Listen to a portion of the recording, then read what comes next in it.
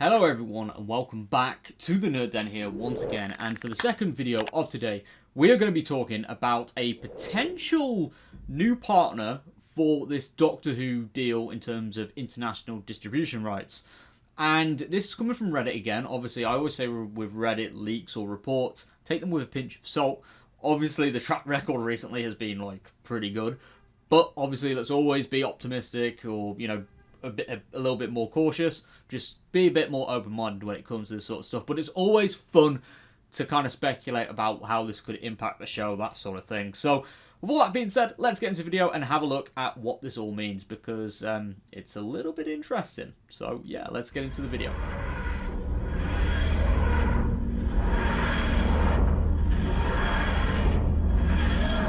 Alright, so new report / leak, BBC and RTD at odds with potential new Doctor Who partner.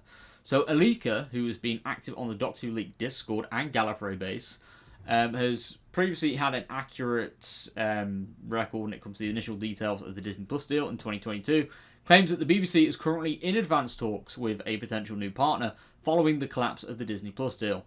This new partner is said to be on a similar scale to Disney, but negotiations are reportedly more complex this time round.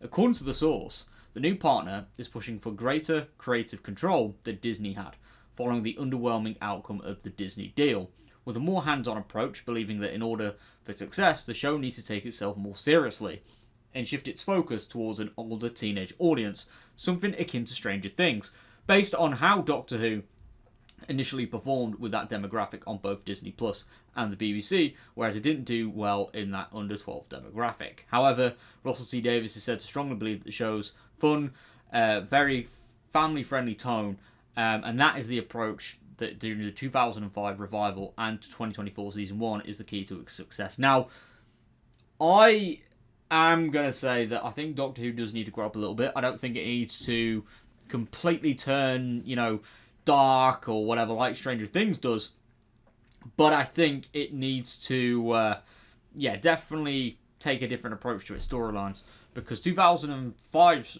series was a lot more grown up compared to 2024's. The plot lines were completely different. Not saying that 2024's was completely childlike, but I think there's potential to do more.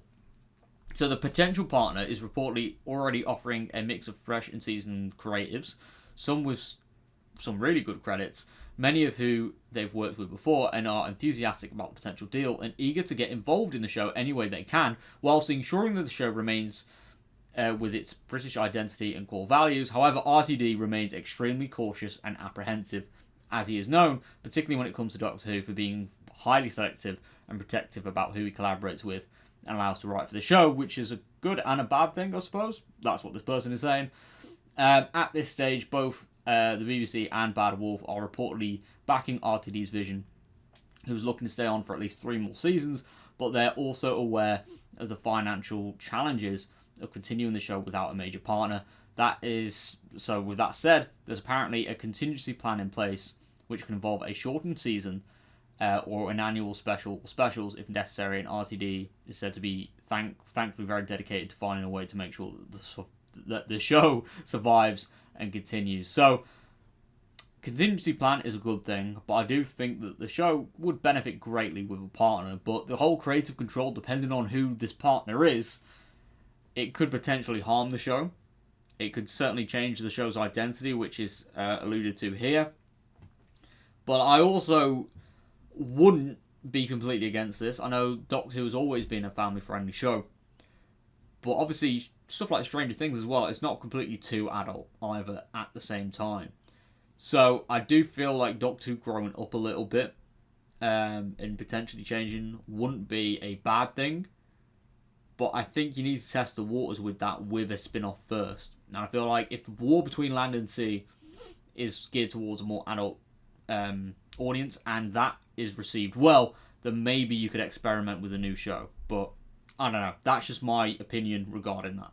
So there you go. Those are my thoughts regarding this Doctor Who leak, which has sprung from Reddit. Be very interested to see who this partner is. It could be Amazon, could be Paramount, it could be anyone really.